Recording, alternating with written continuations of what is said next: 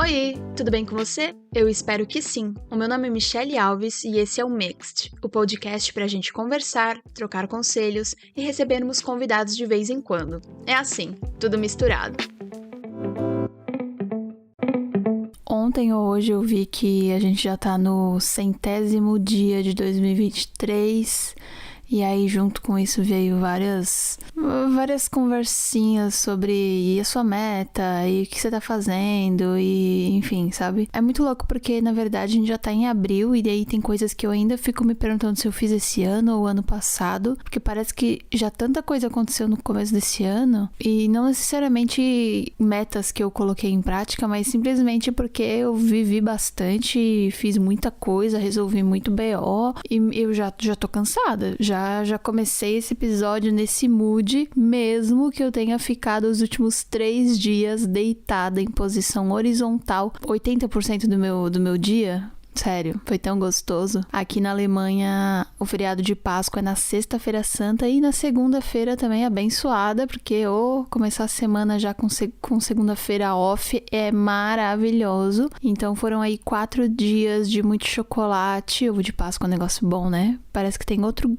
sabor, assim. Então foram aí 4 dias de ovos de Páscoa, comida gostosa, descansar, chamegos, eu amo. Foi muito, muito bom. Como foi sua Páscoa? Quero saber. Outro dia eu recebi uma mensagem de uma seguidora porque eu pedi algumas dicas e sugestões de vídeos que eu poderia fazer no meu canal no YouTube e tal. Inclusive, de vez em quando eu passo por essas ondas de falta de criatividade. Acho que todo o meu trabalho não é tão legal e que tem outras pessoas fazendo trabalhos melhores e tal. E aí, quando eu recebi essa mensagem dela, eu até anotei essa palavra pra trazer aqui pro podcast, porque me fez pensar. Ela falou assim, me fala das coisas que te inspiram, das coisas que te fazem gostar do que tu gosta, de coisas para além do teu trabalho em si e tal. Quase que um hobby, mas não necessariamente eu preciso estar fazendo aquilo, mas coisas que eu vejo e eu me sinto inspirada, sabe? E aí eu resolvi falar um pouquinho sobre inspiração hoje aqui e também a linha tênue entre inspiração e outras coisas não tão positivas assim. Pra mim, o que me inspira, e eu parei pra pensar um pouquinho pra conversar com vocês sobre isso, são muitas coisas. E eu sempre falo que, por exemplo, quando eu tô nesse momento da minha vida me perguntando e me comparando e faltando, tipo, com essa falta de criatividade mesmo, eu começo a tentar sair um pouquinho da caixa e vou rolar, tipo, ao invés de rolar o meu feed com várias pessoas fazendo um conteúdo que eu penso, putz, porque eu não fiz isso antes, ou putz, que legal, queria ter feito, ou enfim, ou nossa, como essa pessoa faz muito mais conteúdo que eu, meu Deus do céu, ela deve ter 40 horas no dia, eu não dou conta de nada. Enfim, passam muitas coisas na minha cabecinha. Eu saio desse feed e vou pro Pinterest, por exemplo, sabe? Lá eu consigo buscar inspirações muito boas relacionadas à arte, música, enfim, a coisas que me fazem bem, assim. Outra coisa também que eu gosto muito é de ir pra museus, então tentar, através da arte, conectar com as coisas que eu gosto e tentar trazer um pouco do que eu vejo pra minha realidade. E só o fato de parar na frente de um quadro e sei lá, pensar sobre o que o artista estava pensando, sentindo quando pintou, ou qual que é a minha leitura daquilo, e como as pessoas têm leituras diferentes e sempre terão, então não importa, às vezes você faz um negócio querendo que as pessoas leem de um jeito, mas pode ser que elas leem de outro, e aí, o que eu sempre digo, o que importa é a nossa intenção de fazer as coisas. Através da arte, isso me ajuda muito e me inspira muito, sabe? Música também é um negócio que me inspira muito, eu amo ouvir música, diferentes tipos, diferentes estilos para determinados momentos do meu dia, da minha vida, sei lá. Eu começo meu dia, sei lá, ouvindo funk na academia, porque eu sou essa pessoa, e eu termino a minha noite ouvindo Mozart enquanto eu escrevo no meu diário, sabe? Eu consigo abrir esse leque e ter esse leque muito grande, assim, de músicas que eu gosto de ouvir, e sempre me inspira muito. Além disso, eu acho que uma das coisas que mais me inspira também é a natureza, o fato de estar em contato com a natureza, o fato de enxergar a natureza e o próprio tempo que ela tem pra crescer, florescer e pra evoluir, se modificar e tal, sabe? Eu acho isso tudo muito bonito. Cozinhar coisas novas, aprender a cozinhar coisas novas, ou simplesmente, sei lá, cortar uns legumes, assim, e tipo,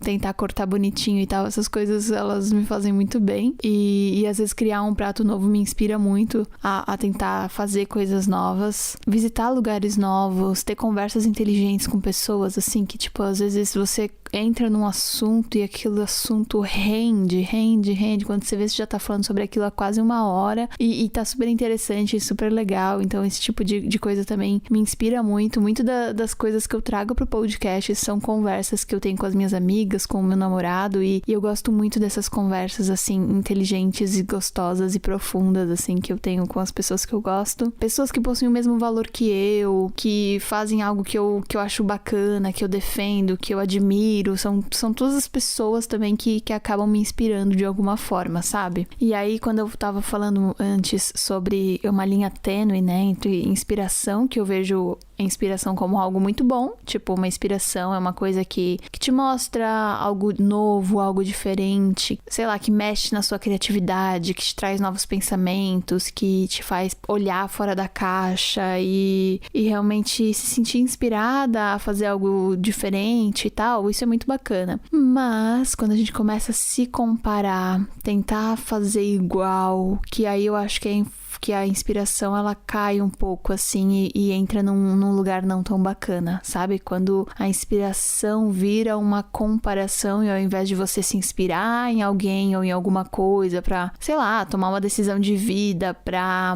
começar um hábito novo ou pra, sei lá, fazer algo novo no seu trabalho, nos seus estudos, enfim, quando isso deixa de ser só uma admiração, uma inspiração pra te fazer bem e começa a ser uma comparação, como eu tava falando, né, que às vezes eu olho pra um conteúdo de alguém e penso, nossa, putz, olha só, ela tá ganhando muitos seguidores, ela tá fazendo um conteúdo muito bacana, ele tá viajando pra um lugar que eu queria ir. Tô falando na minha cabeça, tá? Coisas que eu vivo, porque é esse tipo de conteúdo que eu crio, né? Viagem, intercâmbio e tal. Então, é inevitável eu falar, tipo assim, nossa, não, eu não me comparo com ninguém. Eu acho que somos todos seres humanos e essa comparação, mesmo que a gente não queira, ela vem. E aí, pra mim, hoje em dia, é muito mais fácil eu observar esse sentimento vindo, então eu tô lá rolando meu feed e aí eu começo a pensar nisso, eu falo, opa, pera lá, vamos sair daqui, vamos botar minha cabeça em outro lugar, vamos pensar em outra coisa, vamos lembrar de como eu sou foda, de tudo que eu faço, e aí eu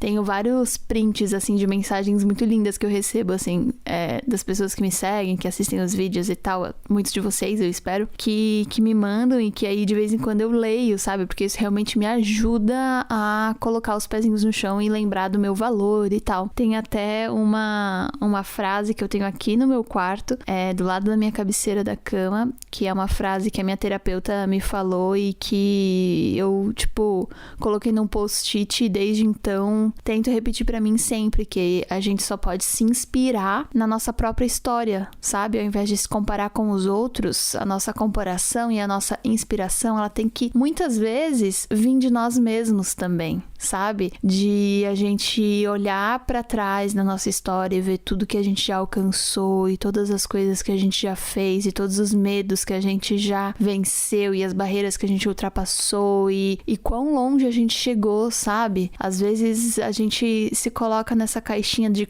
se comparar muito ao outro, mas esquece que o outro tem uma vida completamente diferente da sua, um background completamente diferente, e a única pessoa que a gente consegue se comparar é com a gente mesma, é a Michelle de 5 anos atrás, que tava fazendo X e agora tá fazendo Y, olha só que legal. E se a Michelle de 5 anos atrás, de repente, tinha um hábito muito melhor do que a Michelle de hoje em dia, volta lá, sabe? Se inspira naquela Michelle. E eu falando aqui mesmo, assim, pra mim mesmo, sabendo que todos vocês estão ouvindo, mas pensa em você, sabe? Olha só, eu fazia isso naquela época, será que eu não consigo fazer de novo? Aquilo me fazia bem e tal. Então se inspira nessa mesmo seu eu do passado pra tentar melhorar melhorar algo do futuro, ou nossa, que bom que eu vejo essa evolução hoje em dia e tal. Então acho que se inspirar e se comparar é só com a gente mesmo, assim, sabe? E também prestar muita atenção em quando essa pessoa que você se inspira, ela te passa um sentimento gostoso e saudável e leve, e quando começa a virar uma comparação. Aí tem que dar uma repensada.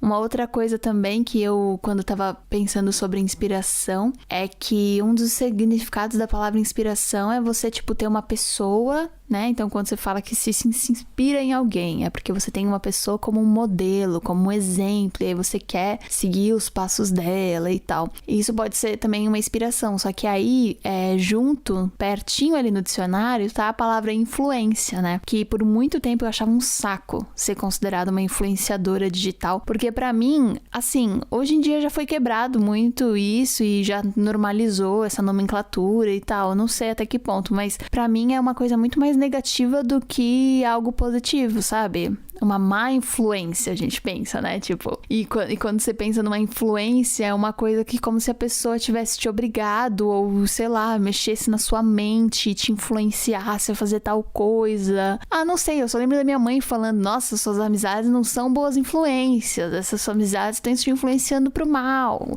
Não era tipo, nossa, suas amizades estão te inspirando pro mal, sabe? Não fecha. Então, quando falam, sou influenciadora, eu espero que sempre seja pro bem, e eu prefiro ser considerada uma pessoa que inspira, que o meu conteúdo tá lá. Eu mesmo falo, eu sou uma criadora de conteúdo, se acaba inspirando de uma forma positiva, se acaba, sabe, trazendo algo bom, mudando alguma coisa na vida das pessoas, ou mesmo fazendo elas rirem, enfim, já tá 10 de 10, sabe? Mas eu sei que a influência, assim, muitas vezes quando é falada, é mais no sentido de inspirar, mas não gosto muito dessa palavra, eu vou confessar pra vocês.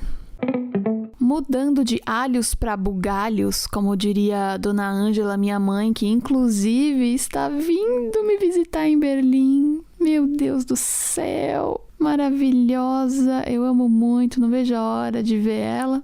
Inclusive, eu vou tentar falar pra ela dar um oizinho pra vocês quando ela estiver por aqui, eu estiver gravando podcast. O que vocês acham? Bom, então, completamente trocando de assunto, eu perguntei hoje lá no Instagram sobre se as pessoas já tinham ouvido falar em FOMO, Fear of Missing Out, que é como se fosse o medo de estar perdendo alguma coisa. 37% disse que sim, inclusive sofre disso. 19% disse que conhece essa síndrome, mas não sofre dela. E 44% nem sabe o que é, então provavelmente sofre, mas não sabe. E aí, para ficar bem claro para você, o Fear of Missing Out, essa síndrome de FOMO, eu vou ler aqui. Ela é caracterizada pela necessidade constante que uma pessoa tem de saber o que outras estão fazendo. FOMO, sigla, vem da expressão em inglês Fear of Missing Out, que significa no português medo de ficar de fora. Está associado aos sentimentos de ansiedade que impacta de forma significativa na rotina das pessoas e até mesmo no trabalho. Pessoas que sofrem com essa síndrome, que nos tempos atuais é mais comum do que se parece, sentem a necessidade de atualizar as redes sociais a todo momento e não perder nenhuma notícia. Eu imagino que, tipo, o FOMO não deve ser uma síndrome nova, tipo assim, talvez na antiguidade, em outros tempos, as pessoas tinham essa necessidade de saber e tentar controlar e não ser o último a saber de nada e tal, mas num nível bem menor, né? Porque mesmo as notícias, elas saíam de forma bem mais parcelada, né? Eu lembro que, tipo assim, notícias, quando eu tava crescendo, era na hora do almoço e na hora do jantar, na hora do jornal, sabe assim?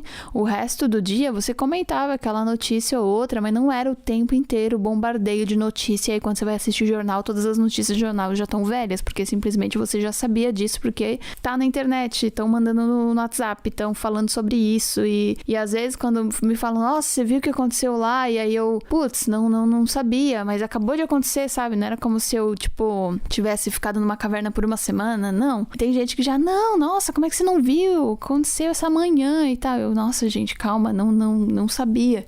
Então tem muito essa coisa de principalmente agora, essa síndrome, ela tá muito mais presente e deixar os níveis de ansiedade muito maiores, porque a gente tá sendo bombardeada de informação o tempo inteiro, e parece que se você fica, sei lá, metade do seu dia sem olhar o seu Instagram, isso pra muitas pessoas, tá? Me conta se você sofre dessa síndrome. Eu acho que eu já sofri mais do que hoje em dia, vou confessar. Porque hoje em dia eu sinto que ficar muito tempo nas redes mais me faz mal do que bem. Então, tá tudo bem eu não saber de alguma coisa ou outra, sabe? Parece que se eu não sei, às vezes é até melhor, vamos combinar? Mas tem muita gente que, sei lá, fica meio dia sem internet, vai demorar muito tempo pra se atualizar depois de tudo, sabe? Vai virar uma bola de neve. Como assim? Eu preciso saber de tudo e tal. Então é complicadíssimo. Olha só, eu tava falando que podia ser mais antigo que a gente pensava, né? Esse termo foi criado em 2000 pelo estrategista de marketing Dan Herman, porém, nos anos seguintes, os pesquisadores Patrick e Andrew Przybylski definiram essa síndrome como o desejo de estar permanentemente por dentro de tudo que os outros estão falando. Nessa época não era algo tão evidente e comum de se ouvir falar, mas com o passar dos anos a evolução da tecnologia tornou-se cada vez mais conhecido. Eu acho que para além do FOMO, né, nas redes sociais, existe também o FOMO de tipo assim, eu preciso estar em todo rolê que as pessoas estiverem. Eu tenho um grupinho de amigas, somos em 5 amigas. Todo mundo vai se ver e eu não consigo, porque eu tenho médico, eu tenho faculdade, eu tenho não sei o que, eu simplesmente não tô afim. Mas às vezes você se força aí e se não vai, fica pensando, meu Deus, eu vou estar perdendo aquilo, elas já devem estar, tipo, sei lá, falando sobre coisas que eu nunca vou saber, ou então depois você é aquela amiga chata que pergunta tudo de como foi o rolê. Nossa, como foi o rolê? Ah, foi legal. Ah, não me fala só que foi legal, me conta tudo que vocês conversaram. Eu acho isso um saco, tá? Já vou falar aqui. Eu acho um saco, tipo, tem coisas que simplesmente você não quer falar sobre, sabe? Tipo, foi legal e enfim, você devia estar lá pra saber. Mas aí que tá, né? Se você fala isso pra uma pessoa que sofre de síndrome de FOMO, a pessoa vai ficar muito mal. Do tipo, cara, eu sabia que eu devia estar lá, eu sabia que eu perdi e pipipi, popopó. É complicadíssimo. Nas redes sociais, eu acho que ao invés de começar a seguir muitas pessoas pra você achar que tá mais informada, porque eu vou falar pra vocês, você pode seguir 500, 1000, 2000 contas, o Instagram vai mostrar as mesmas 100, tá? Sempre. Então, não importa quantas pessoas você sigam, nem sempre ela vai te... Na maioria das vezes, ele não vai te mostrar mais de 100 contas. Por isso que eu tenho uma meta ali de deixar entre 280 a 300 pessoas que eu sigo, porque eu sei que pra além disso o Instagram nem me mostra. Aí o que eu faço? Fico fazendo rodízio, assim, de pessoas que eu vou seguindo.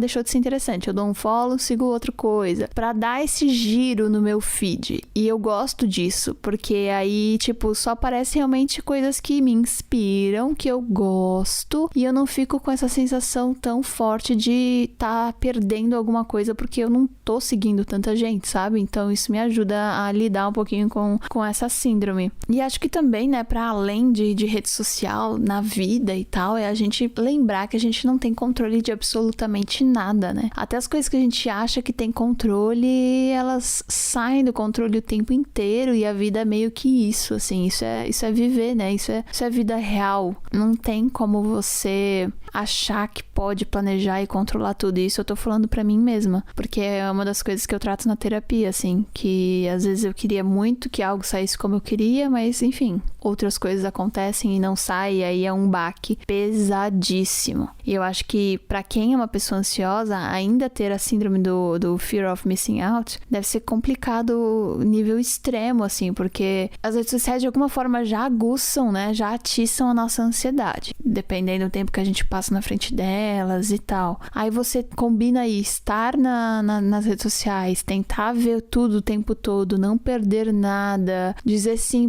tentar dizer sim pra todos os convites que você recebe, porque você não quer perder nenhum rolê e não quer perder nenhuma conversa e tal, e fazer meio que tudo na impulsividade. Eu acho que de alguma forma também impacta no teu pessoal, de tipo, talvez você não consiga se aprofundar muito nas coisas, que tudo fique mais superficial, a concentração ela é prejudicada, sabe? Se as coisas não saem como você queria, se você não consegue ir pro rolê, se você não consegue ver tudo como muito provavelmente vai acontecer, você vai ficar mal-humorado, vai ficar triste, enfim. Então é realmente algo complicado.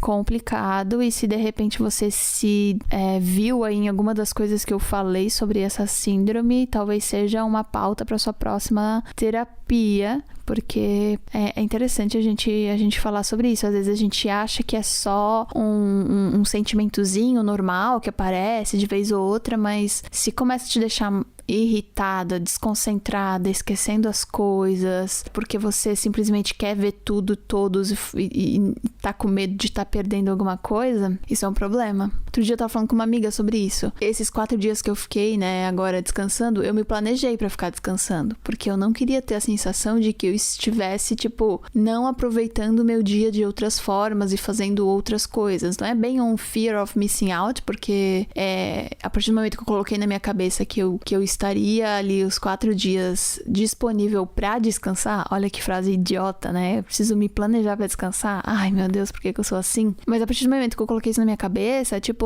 tudo bem, sabe? Podia estar rolando um festival. Se eu não tivesse me planejado pra ir, ou enfim, eu não ficaria com aquela sensação de, nossa, tô perdendo, sabe? Até porque eu senti que eu precisava descansar e tudo mais. Mas aí essa minha amiga, não, ela falou que, na verdade, é o contrário, assim, que às vezes é difícil ela querer fazer as coisas. Se manter muito no, prefiro não saber de nada, e aí acabar querendo sempre não saber de nada. Também é um problema. Então, acho que os dois extremos, os dois opostos, são problemáticos. Eu perguntei lá no Mixed.podcast, se você ainda não segue, por favor, vai seguir. Por lá a gente sempre conversa, eu sempre coloco umas caixinhas de perguntas e eu sempre coloco umas pesquisas e tal pra gente conversar sobre os assuntos que eu trago aqui no episódio, pra vocês participarem também. Pra além de falar sobre a síndrome do FMO, eu também perguntei, em uma discussão com a sua mãe, ela te fala, você não é todo mundo, você, 1, concorda, 2, não concorda. A maioria diz que concorda com a sua mãe, e provavelmente porque aprendeu isso agora, né? Mas isso me lembrou, esse fear of missing out, essa síndrome me lembrou muito isso, assim, de mãe, mas todo mundo vai. E ela, não, mas você não é todo mundo, tu não precisa ir. Eu acho que a gente já sentia um pouco disso na adolescência, porque parece que a gente precisa estar em todos os rolês, a gente precisa estar em toda festinha, a gente precisa estar em todo lugar e ter as coisas que as pessoas tinham pra, se destacar, pra querer, mostrar um status, pra querer fazer parte da turma e tal. E acho que quanto mais novo, mais isso acontece, assim, sabe? E acaba que depois, conforme você vai ficando mais velho, não necessariamente, mas eu digo por mim, assim, você vai perdendo um pouco isso de, eu não preciso estar lá, sabe? Eu não preciso me provar pra ninguém. Tá bom, ótimo, divirtam-se, eu não estou a fim de fazer isso hoje.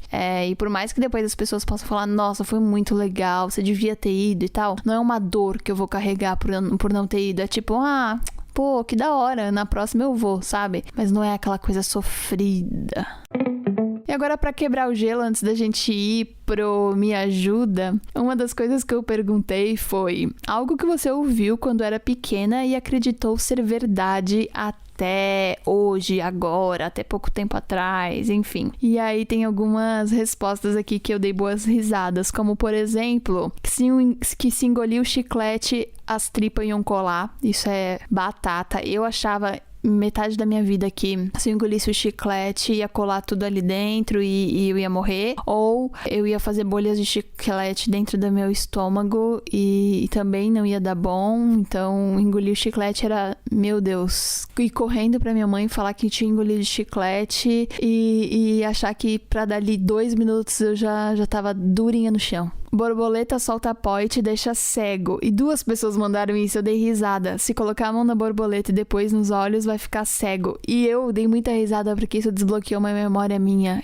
A minha mãe falava a mesma coisa pra mim. Não bota a mão na borboleta e no olho, nem na boca. Não podia botar em nenhum lugar, assim, porque diziam que a borboleta era tóxica e você ia fazer muito mal e tal. Será que isso... Não, vamos perguntar pro Google. Pó de borboleta faz mal?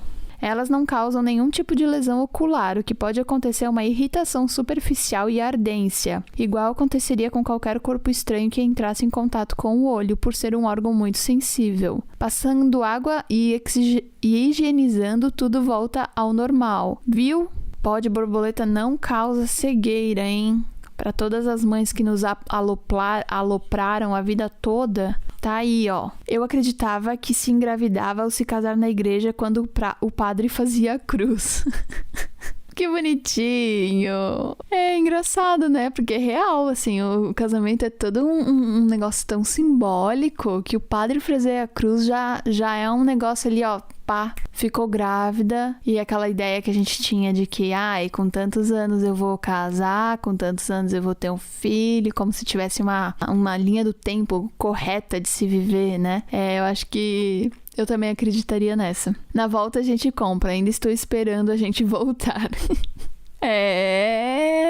Essa é um clássico das mães, né? Tipo, mas minha mãe não falava isso, sabia? Ela não falava na volta a gente compra, ela falava, não, outro dia a gente compra, outro dia. E aí esse outro dia nunca chegava. Eu também acreditava que, por exemplo, se eu engolisse uma semente, o pé daquela coisa ia nascer na minha barriga, sabe? Se eu falasse mentira por um tempo, assim, quando a primeira vez que eu vi o filme do Pinóquio, eu jurava que se eu falasse mentira, meu nariz ia crescer. E aí teve um dia que meu irmão falou pra mim que meu nariz estava crescendo e mandou eu olhar no espelho e ficou falando, nossa, cresceu muito, não sei o quê. E aí eu fiquei tipo, não cresceu. Nossa, que bizarro, né? Cara, eu fiquei traumatizada e era uma mentirinha bem bobinha, assim, e aí eu tive que contar a verdade pra ele.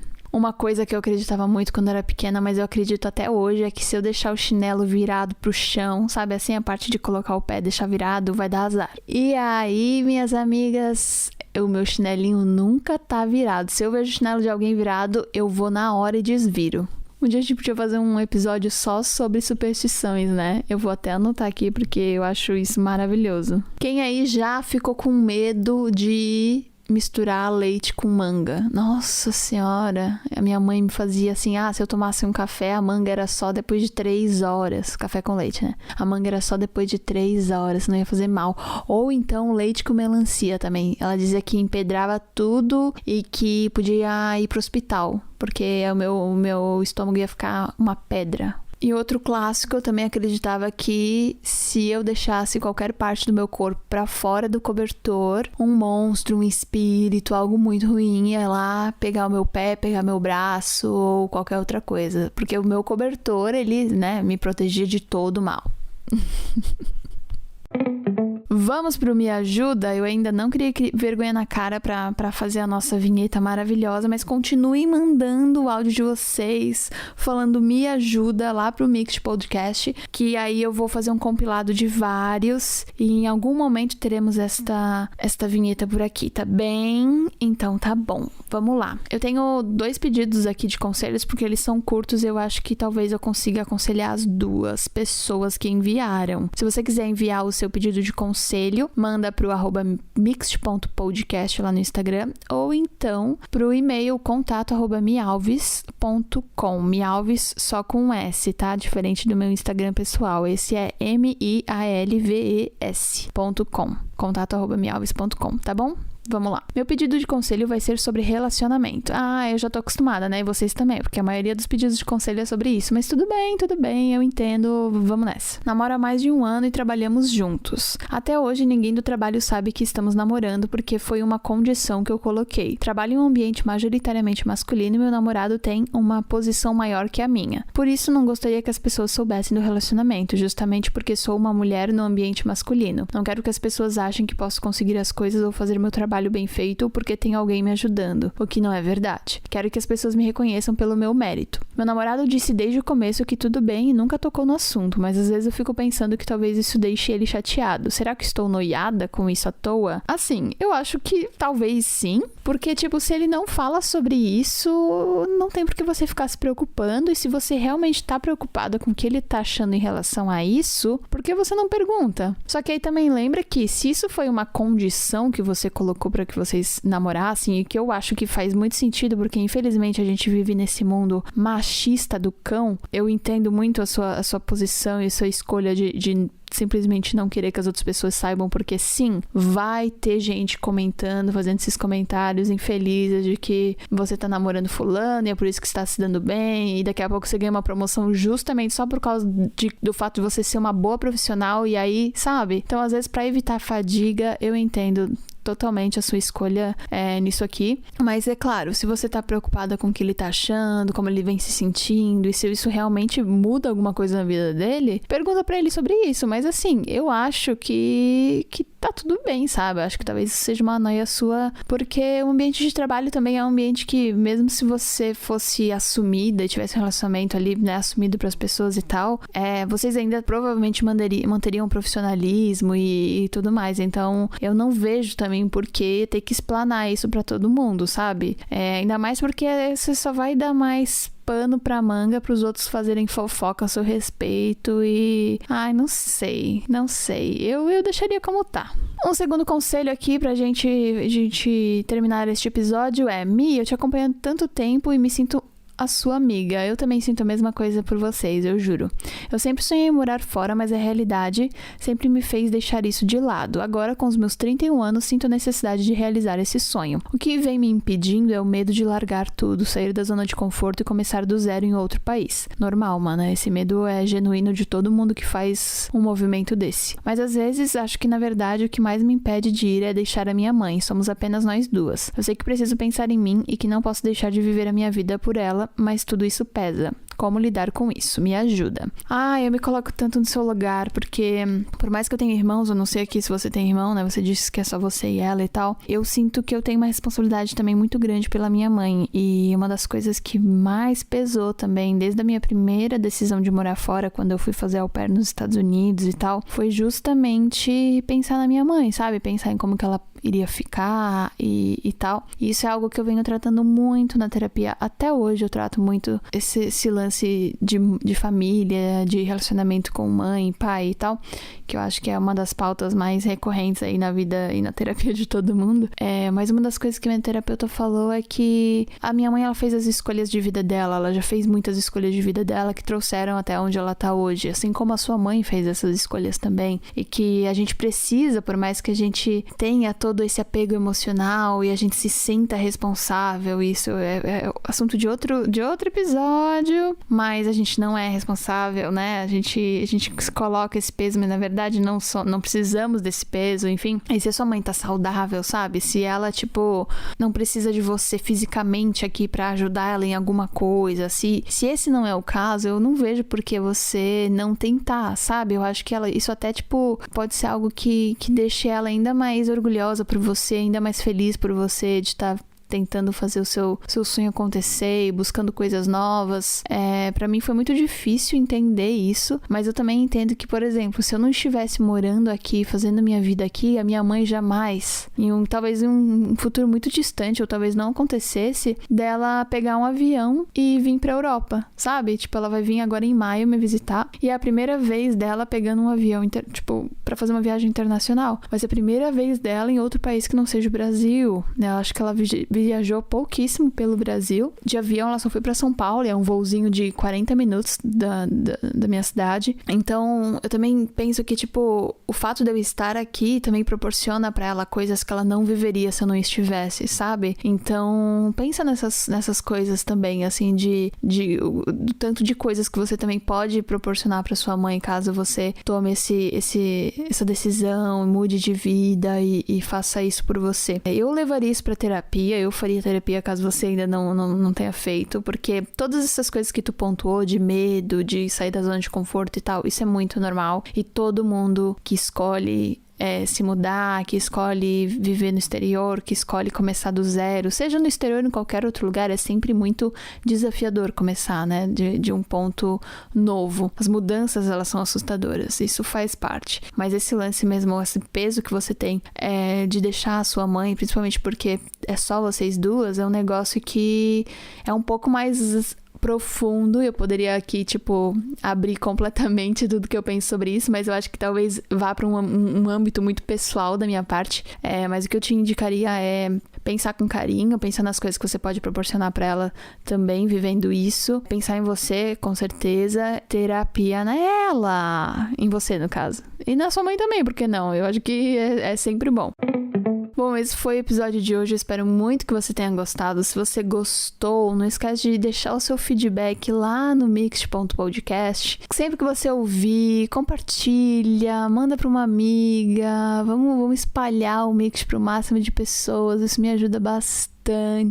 Também manda seu conselho, caso você queira que eu te aconselhe por aqui no final de um próximo episódio, tá bom? A gente se vê, ou melhor, você me ouve na próxima Mixed-feira, também conhecida como quinta-feira. Um beijo e tchau!